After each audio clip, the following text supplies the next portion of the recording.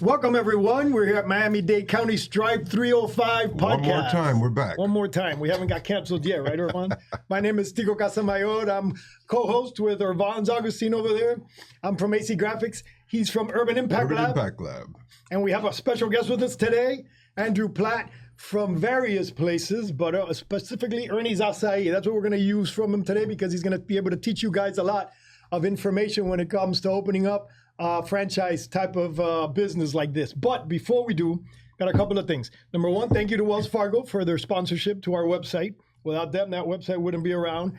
Thank you to Mayor Levin Cava for this initiative. Thank you to Manny Sid for having us here and for pushing this initiative and for blowing up this initiative. This thing has turned into we're like a rock star Strive305 podcast. Irvans is famous, and I'm just writing on his coattails. Merch comes out next month, right? Yeah, well, we actually have merch, but I didn't bring it to you. Yeah. And of course, thank you to Community News, the studios, Grant Miller, Michael Miller. We love Michael Miller. We put up with Grant Miller. Community News team is, yes. Yeah, without them, though, we wouldn't have it. So that's why we have to put up with them. And then a quickie announcement. I want to announce this. I'm going to read it because I want to get this right. So Miami-Dade Transportation Easy Perks. That's one of the things we have on the website. Yeah. That's spectacular. I don't know if you've heard about this, Andrew, but check this out. So Easy Perks is about connecting Miami-Dade transit riders with local deals from local small businesses. I'm not going to read. So SMOKE's basically the transit system, the three different, what are they? The Metro Mover, the Metro Rail, and the Metro buses. They all have screens and they play videos. Well, you can actually advertise on all of that. So it's to keep the people engaged and to give the people resources and to give them free gifts or discounts and stuff like that. They partner with local businesses and other things and advertise. So you could for example, you could advertise Ernie's Acai on all of that and it won't cost you anything. It's a partnership with Strive305 and then we're offering that to our small business owners. It's free? Yeah, but I didn't realize that. Yes, sir. Yes, we got to put Urban Impact Lab. I got to put Acai Graphics. I know. What are we doing? They just asked that we give something, like a discount or something. Yeah, it's crazy. I've been telling all my friends, and they're getting all their stuff in there. Think about it. You're getting the people when they're going to work and when they're going home. You have a captive audience. And yes, during rush hour. Bored. Yeah. All right, awesome. Now that's my announcement, and then we're gonna do his Miami Minute. But before that, can I say tell everybody who he is? Here, I'm going to read this one too because I wrote this specially for you. Aw, thank you. Okay, please welcome Andrew Platt, founder of AHA Hospitality Group and co-founder of Ernie's Acai. With 20 plus years in the hospitality industry and as an advanced sommelier, did I say it right? Sommelier? Yeah. Andrew Sommelier? Yeah. Yes. You didn't mention that, dude. You buried the lead, dude. But sometimes, that's not shabby. No, it's not shabby, but sometimes you can't, put all your cards on the table. Sometimes you got to leave something in the back pocket. All right, I'm not going to read the rest because that was a cool way to end it with sommelier. Yeah, it's one of my party tricks, you know what I mean? You smell the wine, it smells like Corinthian leather. Really blows the mind. His wife's an attorney, so together, it's the word I've always used, sommelier. They do a little bit of both.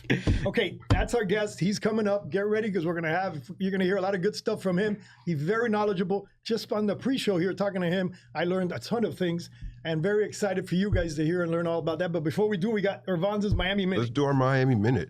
You don't like this? Andrew, this is good stuff. He always has good stuff. Welcome to the Miami Minute, bite-sized insights, history, and random Miami facts for your day.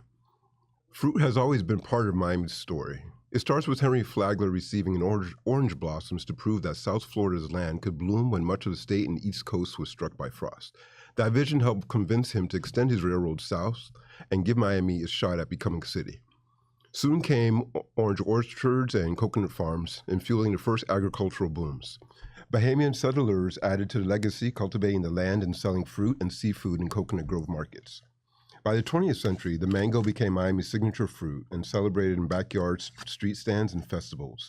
And in the Redlands, farmers experimented with exotic varieties of avocados, dragon fruit, longans, and lychees. I think I pronounced that fruit wrong. And basically just keeping Miami's agricultural roots alive. From blossoms that helped spark the city to today's fruit festivals, smoothie bowls, and acai. Is it acai or acai? I always pronounce it. Acai. Acai. Thank you very much.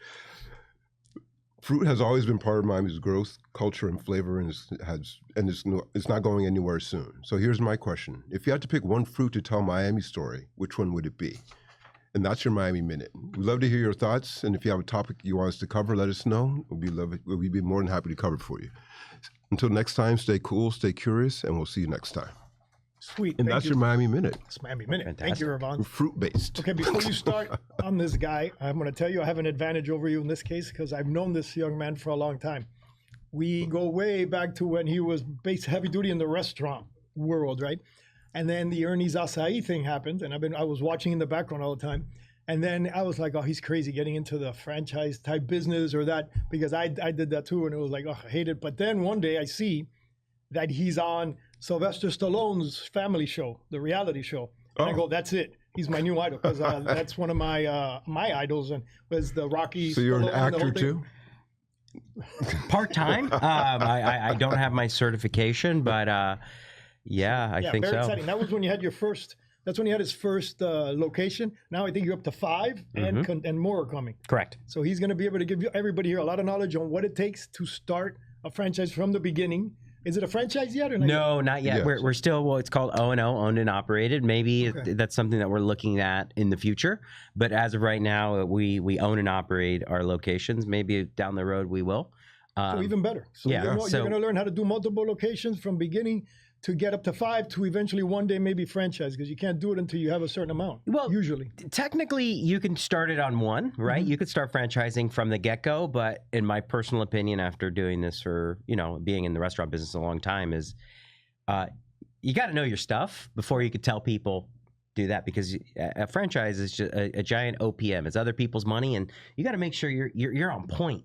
Yeah. Right. And everything is figured out, because it's hard pressed to ask somebody to invest their 401k, pull an SBA loan, put their house up as collateral if you haven't figured it out yourself. So it's very important to have, the irons detailed out as much as possible before you go into any franchise market. Really know your stuff, because the last thing you want is end up in litigation because your franchise didn't perform. Is that why you married a lawyer? No, I married a lawyer to keep me out of trouble. No, I'm kidding. I love my wife. She's awesome. But you heard that? That's a disclaimer. That's a disclaimer. Just in case she watches. That's funny. She makes me a lot cooler. I used to not be that cool. This is true. And his kids too. Okay, so not talk personal. I want to talk the business stuff. Tell us. Start with the beginning. Like if I'm here and I'm watching you and I want to learn, I have a plan. I have an idea. I want to open up my store. I want to sell something. What do you do? What's the first step? Well, the first step in any business is have a business plan, right? Or basically an iota of what would be a business plan. What are you going to sell? Who are you selling to? What your demo is? And the second thing is you need a location, right? In my day job, right? Ernie's isn't my day job. I own a hospitality management and consulting firm. We help people all over the country open concepts from the ground up. And the first thing that I ask, and actually I had a call on Friday, is do you have your location, right? Because it's great and all to have an idea on paper, right? And the most important thing for any business is to have a place to operate from. And, in the restaurant business, right, or in any food and beverage business, you have 2 types of location, first generation and second generation. And both have value. And a first generation, if you were to ask anyone, is literally taking this room and turning it into a restaurant. It is the first time it is a restaurant. And it is one of the hardest things to do is to convert a space over because of zoning regulations and municipal and county regulations that come from grease traps, and turning a dry cleaner to a restaurant or a beauty salon to a restaurant or a bar. And the most important thing, in my opinion, is finding a second generation space that has basically all the infrastructure that you need. Already there. The expensive stuff, right? What do they sometimes people tell you? I equate restaurants to buying a car. Sometimes it's nice to go to the lot and say, give me that one, the one with the black exterior, the red interior, and then you drive it off the lot and it depreciates. Immediately, right? Unless there's a couple of cars that they don't depreciate because of certain things. But 9 times out of 10, you want to find a restaurant that somebody's already built out and you learn from their mistakes. They've already put $100,000 worth of plumbing in the building, another $100,000 worth of build out, and then you find that restaurant or that location that has 90% of what you need. So you're at least 90% of the way of that marathon of opening a business is already there, because the plumbing's there, all the stuff that requires big permits has already been sorted out. So the first thing that you need to find out if you're going to open a restaurant is finding that location that suits your needs. And not only that the location suits your needs, but the neighborhood supports your concept. Yeah. Right? And, you know, if you are trying to have a luxury item, it doesn't behoove you to be in a low-income neighborhood. And if you're trying to have a low-income item, it doesn't behoove you to be in a high net worth income. So it's about finding that needle in a haystack to find the right space that suits your needs, that you can afford, right? Because these days, the biggest challenge that we have in South Florida, and it's no joke, right? And it's no surprise that restaurants and businesses are closing. A lot. A lot. I've seen so many of them recently. Because one thing has gotten out of hand, right? And we're not going to go with, you know, grease traps and all that stuff, and people will talk about that under the sun. But what has really gotten out of hand is the cost of real estate, commercial real estate in South Florida has blown up, you know, tenfold from what it was 5 years ago, 10 years ago. You know, to walk into a space and be told and be quoted 1,000 square feet with a base rent of 18 grand, you know, in the restaurant business, you know, your revenue, your operating costs, right? Your occupancy costs should be 10% of your revenue, right? Wow. Maximum to make these things work. So that means if you have an $18,000 a month net, yeah, or acai bowls, salads, wraps, whatever, that's 180 grand. Divide that by 30 days. That's a lot of revenue that you have to be doing. So you have to be firing on all cylinders from the minute you open to the minute you close. You no longer can be like, I'm going to take Sundays off. Right. You're open 365, 7 days a week, come hell or high water, because at the end of the day, that 18 grand is due on the 1st. And then next year, it's going to be 18 grand plus 3 or 5% and escalate and escalate and escalate. So first thing is important, like I said, is find a restaurant that suits a location that suits your needs. And then the other thing that is affordable.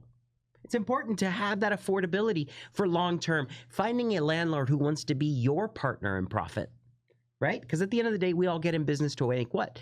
You're in the printing business. You have to make money on what you print. You're in your business, you have to turn some kind of profit.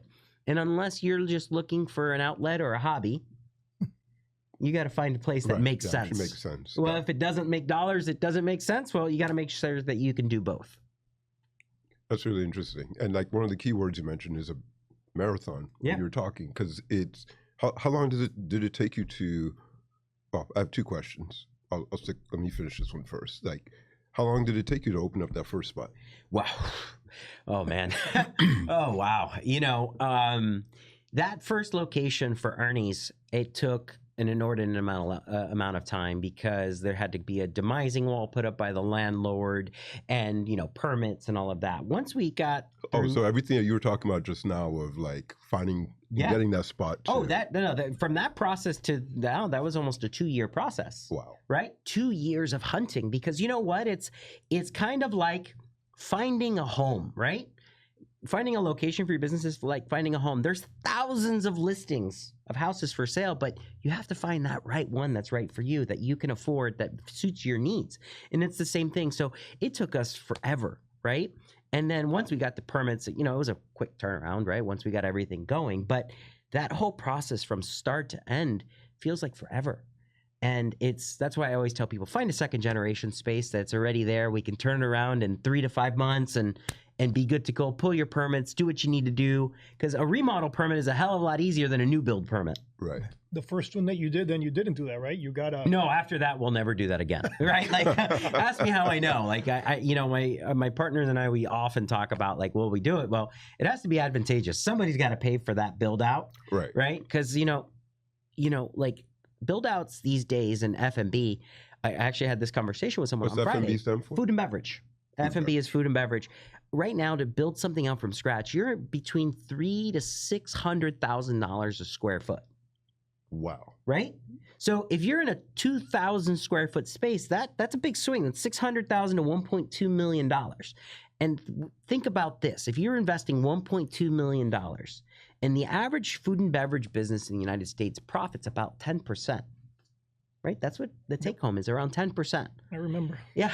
You know, think about how long that is to get that 1.2 million back. And that's not even including any operational reserves or additional capital that has to be pumped in as the business ramps out. So just keep that in mind. Like, the least you can get in, the better, right? Whatever you can, you know, save in the front end pays dividends in the back end.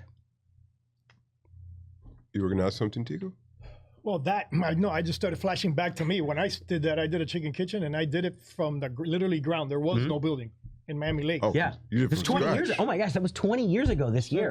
Congratulations. No, it's not mine anymore. I know, but still, it's still there. So you did that something took 3 right. years. Yeah, that took 3 years to get. No, once we got it built, we got it up. It became the #1 selling store, I believe, because in Miami-Dade there was very little. The line out the door was crazy. My partner and I would just sit there like this and watch. And you'd have heat players coming in and out and all this stuff. We just sat there smelling like chicken. Didn't know why the chicken smell wouldn't go away, by the way. I learned that because I would get home and my entire house smelled like chicken. I'd have to take off all my clothes in the garage before I go in. Nothing. It was the shoes, the bottom of your shoes that never come. You know, if you don't wash them or leave them in the garage, the smell gets in there.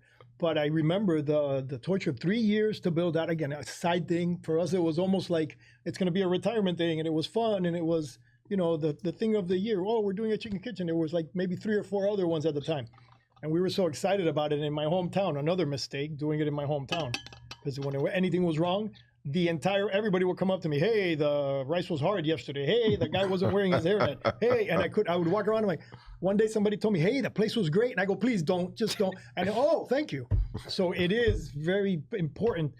That build out, like you said, there was another location we could have taken, Chicken Plus. I don't know if you remember those days. That one and rebuild would have been a lot easier. But I have another question for you, completely off. And you mentioned it before. I don't know if you mentioned it here before. Ghost kitchens. Wow, ghost kitchens. Yes. Wow. Only because I have a property and because I'm being surrounded by buildings everywhere, and I'm considering, could I put a ghost kitchen in here? So ghost kitchens, it's interesting because like I took on a project many years ago with a company called Park Jockey, right? And Park Jockey was the predecessor to what's now known as Reef, right? And I took on a role as their head of product as they basically got a huge, you know, from the Saudis and all of that, right? They got $1 billion valuation, and their thing was, we're going to turn our parking lots into ghost kitchens, right? And ghost kitchens are great, right? They serve their purpose, but they're a lot like food halls, right? To make it work, you got to have a lot, right? And what we've learned with food halls is when you have a lot of competition, you got a lot of saturation, right? Yeah. So the thing is finding a good operator to turn a ghost kitchen, and yes, they're worthwhile, you know. If you want to, you know, have minimal footprint and not have, you can basically operate at 200 square feet and have Uber drivers and third-party delivery drivers lining up. But if you're going in and competing on a ghost brand, right, and everybody just thinks, I'm going to make a Tico's cheeseburger, right? When you go on Uber Eats, right, it's a game of algorithms. So you got to know how to play the game on the algorithmic side, on the third-party delivery, to keep up if you're that proverbial cheeseburger brand with the Five Guys, the Shake Shack, the BurgerFi, the McDonald's, and have this brand notoriety to separate to be like that. What I'm saying, like a food hall, you're one of 20 And you have now. no physical location at all. So this is all on social media, right? So so like what helps is ghost kitchens work when you have a huge brand presence, right? Say you have Tico's Burgers, right? And these Tico's Burgers have 5 or 6 brick and mortar locations throughout South Florida. And now you open up a ghost kitchen to pull off from your brick and mortar getting pummeled with third-party delivery. They work great because now you have an escape at a low cost, low entrance to pump out catering orders, takeout orders that normally would impede your a la carte service in your restaurant. On your day-to-day. On your day-to-day. Gotcha. Now, if you're trying to start off, it's a little bit challenging because now you got to make a market presence on something that on an app that there's 40 other just like you. So how do you market yourself as Tico's Burgers or whatever brand it is to do that? It's a 6 in one, half a dozen in the other, and it's about what risk you want to take. I think they're great if you know what you're doing. Okay, what about this? So if I have the space, the key is bringing in name recognition brands, because you're in a space that is brick and mortar limited because there's not, but there is a lot of buildings going up for homeowners, you know, and for what I like, I don't want to say low income, it's for the workers. Yeah, it's being built in Hialeah.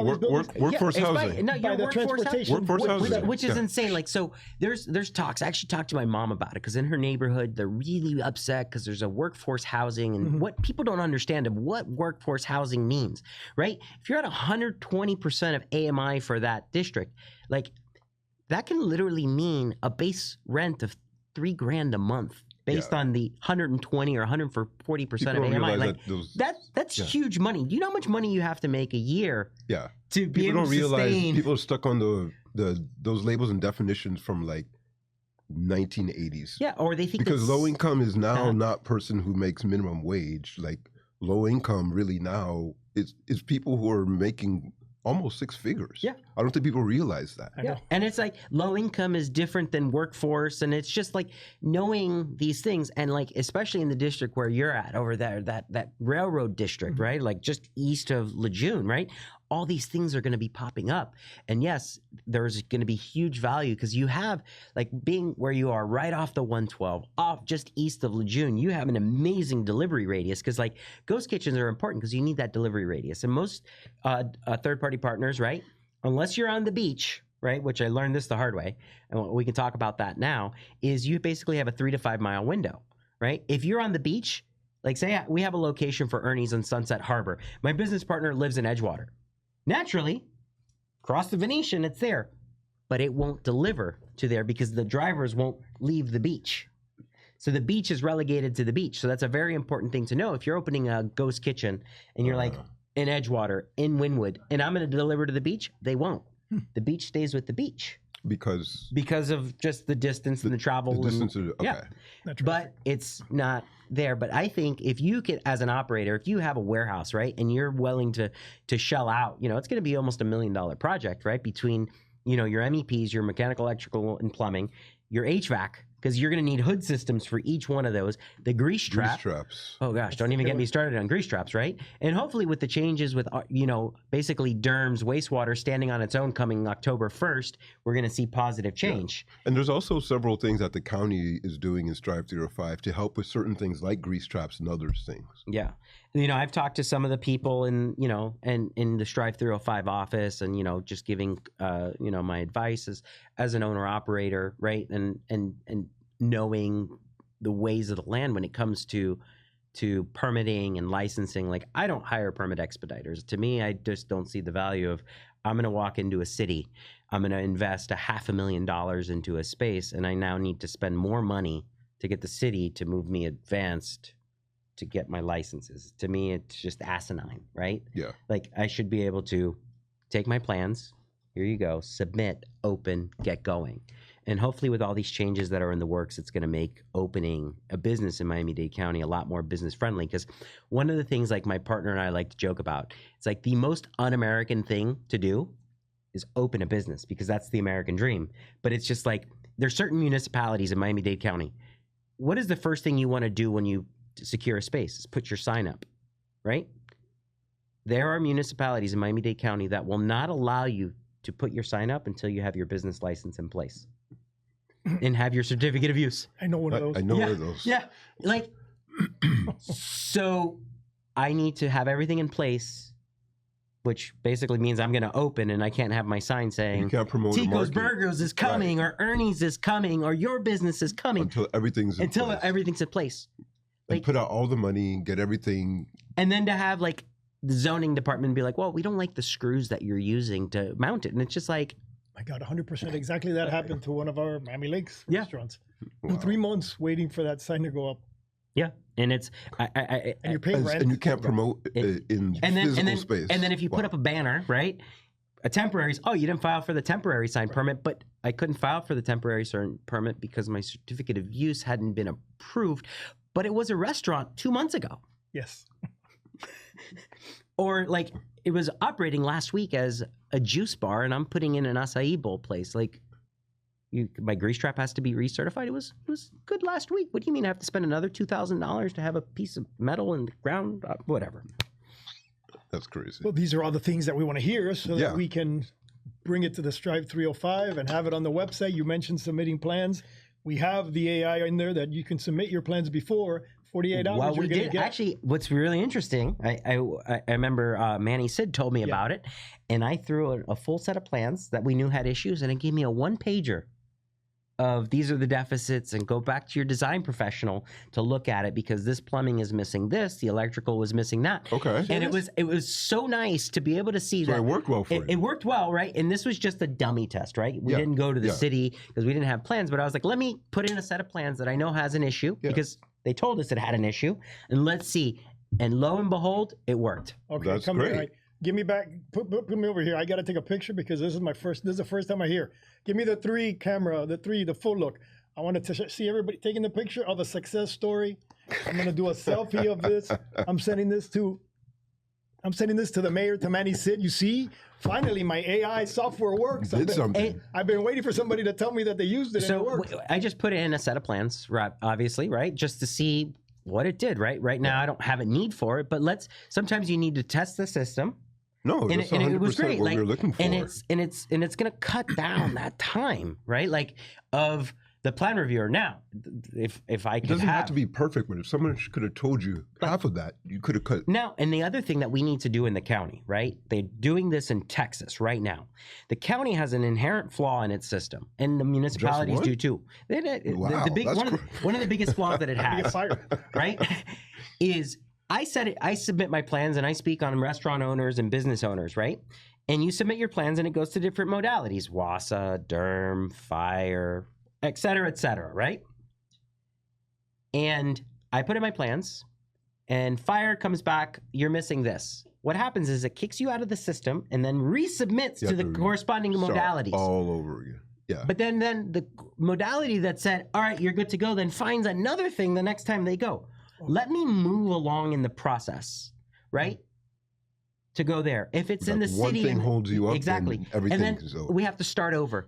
And then you know what? They say they have a few days to get it. Sometimes it takes a little bit longer. So can we move the system, move the needle along? And if we're building to the Florida Building Code, which is the ethic, or Miami-Dade Code, or whatever code is there, and we're building to it, can we just move the process along?